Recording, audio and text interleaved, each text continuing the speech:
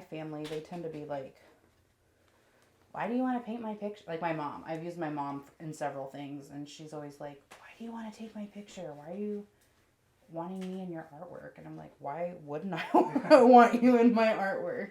Typically, my work centers around BIPOC people, and it just so happens that the majority of my friends happen to be queer BIPOC individuals.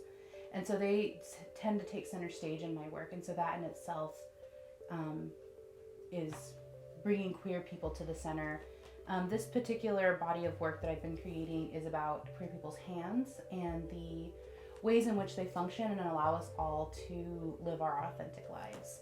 I find myself looking at people's hands all the time and looking at their different characteristics. You know, you can tell when someone's worked with their hands because their hands tell a story. There's calluses, there's scars, there's dry skin.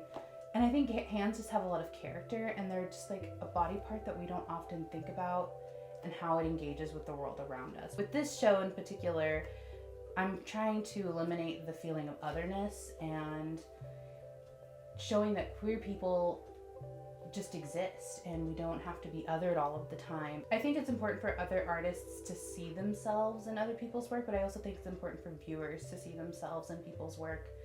You know, growing up, I never really had other artists that I knew of to look up to, or even saw myself in art really. And I love being part of a queer art community because we all share so many of the same experiences and we can relate to one another in those experiences, and oftentimes they're the only other people that can understand really what it's like to be a queer person. You know, I was at my job the other day and we had a staff meeting, and one of our employees disclosed that he had come out to his dad over the Easter weekend, and I could just sense his relief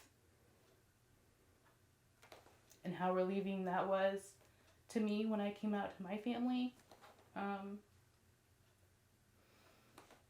And feeling that relief, they were like, we still accept you. And that's just not really something that non-queer people experience in that way, I guess. They don't worry about something that they can't change, costing them their family or a job or their existence. Sorry. It's my way of communicating my experiences with the world, whether or not you're going to understand them.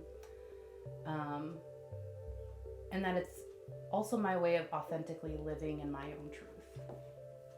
You can look at my work on my website. I update it pretty frequently with www.blancaherrada.com, and I have an Instagram account, so you can follow me at _casualdreamer.